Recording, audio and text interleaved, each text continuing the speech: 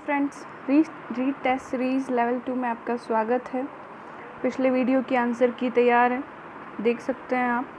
आपके जितने भी न्यूमेरिकल क्वेश्चंस हैं उनके आंसर यहाँ पर हम सॉल्व डाल रहे हैं। ये आपका पूरा पिछले वीडियो का पेपर है। मैं आपको एक बार वापस डाल देती हूँ ताकि आप लोगों को वापस उसमें ना जाना पड़े।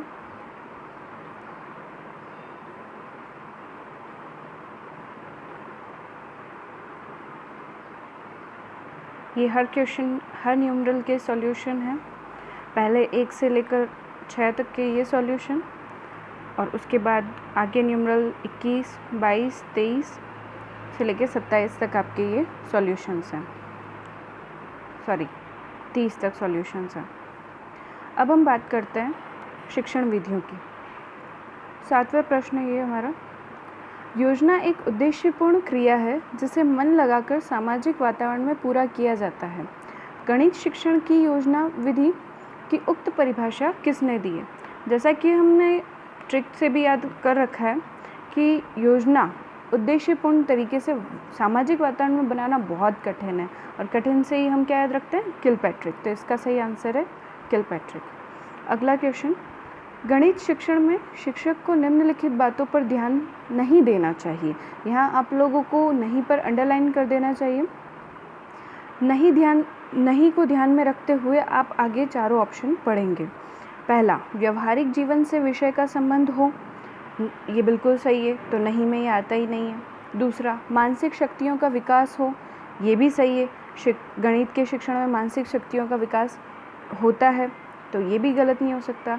तीसरा है, जातीय प्रतिष्ठा का उपाय हो, ये कोई ऑप्शन नहीं होता है, हम इसको एक बार डॉट करके रख सकते हैं। और चौथा है, आनंद की प्राप्ति ना हो, तो डेफिनेटली हमारा आंसर होगा चौथा, क्योंकि गणित को पढ़ के और पढ़ा के दोनों में ही आनंद की प्राप्ति होती है, परंतु ऐसा कोई ज़रूरी नहीं कि हम इस पर ध्यान दें।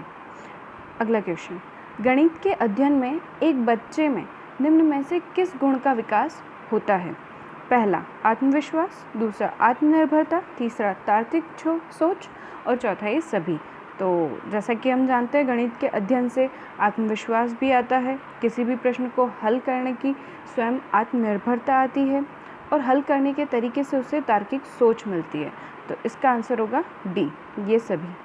अगला प्रश्न, वह उद्देश्य जो शिक्षक गणित पढ़ाने के बाद में कक्षा में ही प्राप्त कर लेता है उसे क्या कहा जाता है? सांस्कृतिक उद्देश्य नहीं, क्योंकि कक्षा में हम अगर कोई शिक्षण कर रहे हैं तो वो सांस्कृतिक उद्देश्य हो ऐसा हम नहीं कह सकते। शैक्षणिक उद्देश्य हाँ हो सकता है। सामाजिक उद्देश्य नहीं, ये सभी नहीं हो सकता, तो इसका आंसर हुआ बी। अगला क्वेश्चन, यह वास्तविक है कि गणित को बहुत से छात्र कठिन समझते हैं, अतः स्कूल और शिक्षक द्वारा ठोस कदम उठाए जाने चाहिए जिससे छात्रों को गणित के स्तर को बढ़ाया जा सके। तो ये जो दृष्टिकोण है, ये किस व्यक्ति ने या किस बोर्ड ने हमें दिया है? तो 4 ऑप्शन है, माध्यमिक शिक्षा बोर्ड, मुदालियर आयोग, शिक्षा नीति 1986 या डॉक्टर राधाकृष्णन। तो इसका सही जवाब आप लोग बताइए, कमेंट कीजिए बॉक्स में। मैं बताती हूँ, इसका सही जवाब है सी, शिक्षा नीति 1986।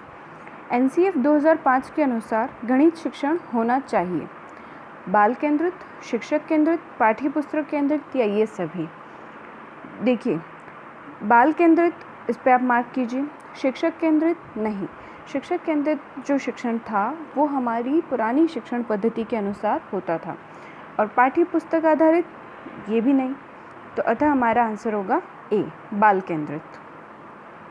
अगला, एनसीएफ 2005 बल देता है रटने पर, करके सीखने पर, सूत्र याद करने पर या सवाल हल करने पर। देखिए, हमें 4 क्वेश्चन में से 2 को काटना आना चाहिए, जो 2 इजीली कट भी जाते हैं। कैसे? रटने पर, कोई भी शिक्षण संस्थान रटने पर बल नहीं दे सकता। दूसरी बात, करके सीखने पर, हाँ ये हो सकता है।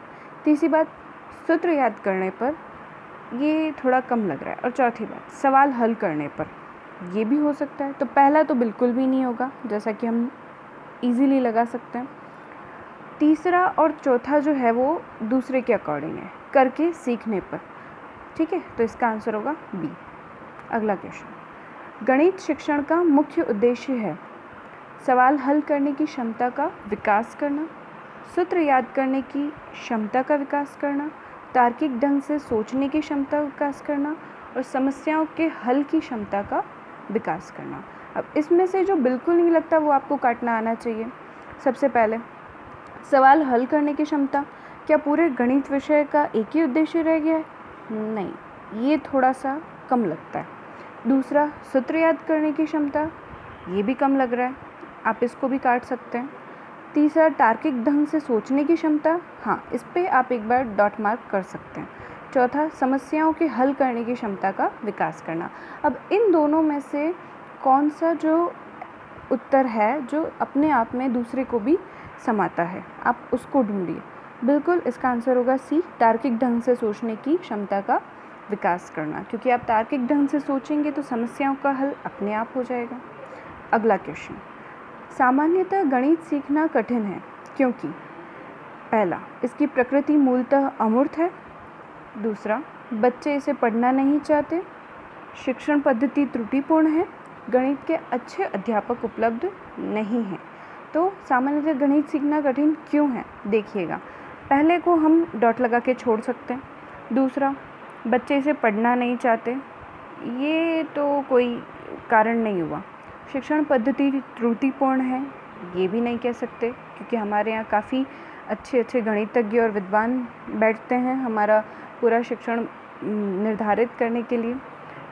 गणित के अच्छे अध्यापक उपलब्ध नहीं, ये भी नहीं हो सकता, तो इसका आंसर होगा ए, इसकी प्रकृति मूलतः अमूर्त है। अमूर्त से आप क्या समझते हैं? ऐसी वस्तुएं जो वास्तविक जीवन में यकायक दिखाई ना दे, हमें उनको मानना पड़ता है। जैसे कि हम एक एग्ज़ाम्पल लें कि हम एक बच्चे को पढ़ा रहे हैं कि मेरे हाथ में एक हाथ में 3 आम हैं और दूसरे हाथ में 5, तो कुल मिलाकर कितने आम हुए? 8 आम। लेकिन बच्चे सोचते हैं कि हमें तो कोई आम नज़र नहीं आ रहे, तो लेकिन उनको ये सब मान के करना होता है। तो ये होती है गणित की अमूर्त प्रकृति। अगला सवाल, निम्न में से क्या एक गणित शिक्षक में अभ्यास कार्य का महत्व नहीं है? अब इस नहीं के नीचे आपको अंडरलाइन करना है, ठीक है। पहला है निपुणता प्राप्त करने के लिए, दूसरा कुशलता प्राप्त करने के लिए, तीसरा आत्मविश्वास के लिए और चौथा व्यावसायिक कुशलता प्राप्त करने के लिए। देखो, पहला है अभ्यास कार्य को निपुणता प्राप्त करने के लिए किया जाता है, हाँ बिल्कुल। कुशलता के लिए बिल्कुल। आत्मविश्वास आता है हम जब किसी भी प्रश्न को, किसी भी समस्या को बार बार जब सुलझाते हैं तो हमारा आत्मविश्वास दृढ़ होता है। चौथा व्यावसायिक कुशलता, तो इससे व्यावसायिक कुशलता आप नहीं सीख सकते एकाएक, तो हमारा चौथा आंसर होगा 16 में। अगला, उच्च प्राथमिक स्तर पर गणित शिक्षण का सर्वाधिक महत्व किस रूप में है? पहला भौतिक, दूसरा मानसिक, तीसरा व्यवहारिक और चौथा आध्यात्मिक। आपको यहाँ ध्यान देना है कि ये उच्च प्राथमिक स्तर की बात कर रहे हैं। उच्च प्राथमिक स्तर पर बच्चों की मानसिक अवस्था जो है उसको ध्यान में रखते हुए हम किस प्रकार का शिक्षण करेंगे, तो इसका आंसर होगा सी, व्यवहारिक। अगला प्रश्न, पाठ्यक्रम निर्माण का सिद्धांत निम्न में से कौन सा है? विभिन्न विषयों से सहसंबंध, अग्रदर्शी, अवकाश के समय का सदुपयोग या ये सभी?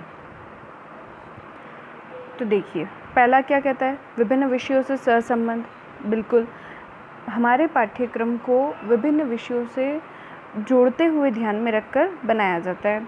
अग्रदर्शी, ये भी सही है, भविष्य के और आगे के पाठों को देखकर उसी क्रम में बनाया जाता है। अवकाश के समय का सदुपयोग, बिल्कुल सही है, और ये सभी, अतः हमारा आंसर होगा चौथा। अगला, गणित पाठ्य पुस्तक की सामग्री का विकास किस रूप में होना चाहिए? अभ्यास रूप में, तर्कसंगत रूप में, आधुनिक गणित के रूप में, समस्याओं के हल के रूप में? देखिए, इसमें हम ये कह सकते हैं, इसका आंसर होगा तर्कसंगत रूप में। देखो, गणित पाठ्य पुस्तक के संबंध में 4 ऑप्शन में जहाँ भी आपको तार्किक, तर्कसंगत, तर्क गणित जहाँ भी आपको ये कीवर्ड दिखे आपको पहले इसको फोकस करना चाहिए। ये कीवर्ड है, आप लोग ध्यान में रख सकते हैं।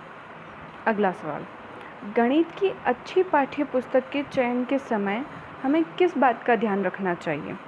पहला, उदाहरण कम तथा प्रश्नावली में प्रश्न ज़्यादा हो। दूसरा, पर्याप्त उदाहरण व पर्याप्त प्रश्नावली हो। प्रश्नावली के सारे प्रश्न हल किए हुए हों और उदाहरण ज़्यादा व प्रश्नावली कम हो। तो देखो, इन चारों में ही कम ज़्यादा को आप संतुलित रूप में ढूंढिए कि किस ऑप्शन में आपको उदाहरण और प्रश्नावली का संतुलित रूप नज़र आ रहा है। ये ऑप्शन बी है और इसका आंसर बी होगा।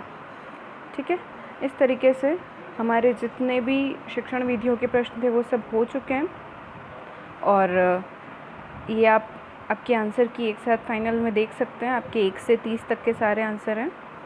उम्मीद करती हूँ आपको वीडियो पसंद आया होगा।